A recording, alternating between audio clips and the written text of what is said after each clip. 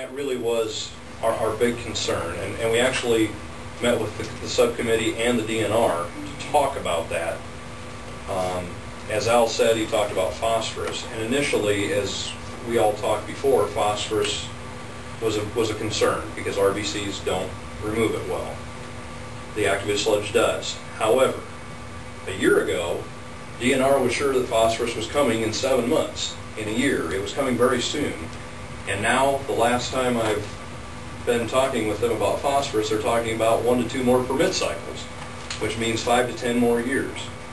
So, does it make sense at this point to build something that you may not need for 10 years and we don't even really know what the criteria is? Probably not. The structure itself and the stuff out there is quite serviceable. You know, the final clarifiers, the concrete, we cleaned out the tanks, or at least one of them cleaned out the tanks. The concrete cleaned out very good. The concrete looked very good. The equipment actually looked in fairly good shape, but it's stuff that nobody replaces. You can't get repair parts for anymore. That's part of what we ran into with the RBCs. Nobody makes the gears, nobody makes the mechanisms anymore for that particular model. And you'll face that in almost any equipment. After 20 years, the equipment companies may not support that. Of course, on your computer stuff, you see that in a year or something like that. So having support for 20 years is good on the equipment side. But you always face that kind of a problem.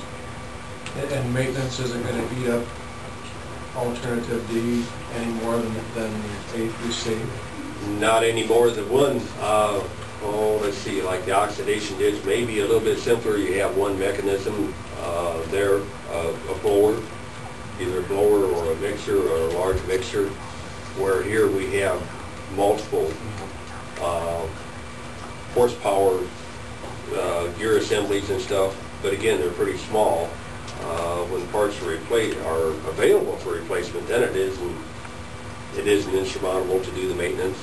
We do believe you do have to, with all of them, and if you look at, go back to the slide, we have shown an annual maintenance for each one of them, and they're going to be similar.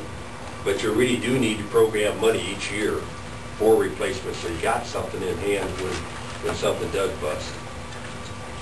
And pretty much, you know, anytime you go to a water plant or a wastewater plant, they're probably doing work on it. You know, it's unfortunate, but it seems like, you know, you'll go a few years, but after that, you know, you at least have to do some maintenance. Adam drew my attention to the fact that we need to move on consideration of approving the South 11th Street sewer project. That's the one that we really need to We'll move on to the wastewater. We need to do that. Do you? Right, but we need a motion this evening if we can have it to move forward on the South 11th Street sewer project. So if there are particular questions or discussion about that, I would ask you to ask questions. 11th Street is we're taking about 3 tanks, put them all together in one package. The reason why we wanted to have a direction is we are ready to take the next step as far as requesting individuals or give notice to individuals that will be moving in and doing some work in their neighborhoods, and we needed some direction on who would be affected so that we could start that process. Since our timetable was to actually begin this before the end of the summer. And after a lot of discussions and a lot of alternatives, this is what your subcommittee has come up with and has felt like it was the best alternative. So I would suggest you ask questions about that. That's going to take care of the problem all the way up in the northwest corner. Sure going to help. Correct? Sure going to help. It's not going to cure it. I know it's not going to cure it, but The main thing is putting that new main fall sewer. I mean, that's the restriction right now. You get a bigger outlet, is what I'm saying. You know, and what Jim just said there, the important thing is, without fixing that, it doesn't do you a lot of good to go to the west and fix anything else. So, yeah. That's the part that kind of became apparent to us, and some of the alternatives were we're going to add new sewers. I have a hard time adding new sewers when I got old sewers that need replacement. So common sense wise, it makes more sense. Your system is, it's set up to go to the right spot. It goes to the low spot, which is where your main outfall sewer is. So it makes more sense to fix the things in your existing system and make it work. Because it was laid out pretty good outside of some flat spots in there. It generally was laid out pretty decent. Brought up the fact about a lot of the sump pumps, people using sump pumps as well as the rainwater as far as coming down off the roof and down the downspouts and stuff like that. I mean, I've had a neighbor, actually, not a neighbor, a person up there in the northwest corner up there, over by the church, the sump pump's pumping right out into the alley, and then the rainfall off the roof is down through the downspouts into the sanitary sewer. And in the wintertime, he just brings up the fact of the matter of that all freezes. It's always pumping water out of that sump pump, and it freezes that whole alley. I mean,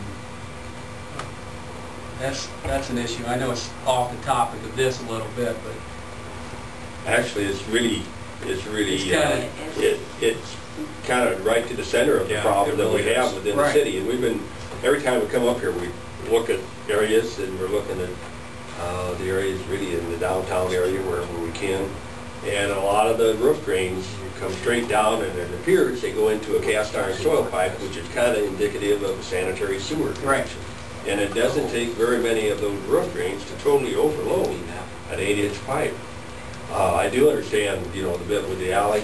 Probably the only solution for that is a small diameter storm sewer to try to direct that flow to the nearest storm sewer, so that it doesn't freeze the alley over the winter and this sort of thing. But the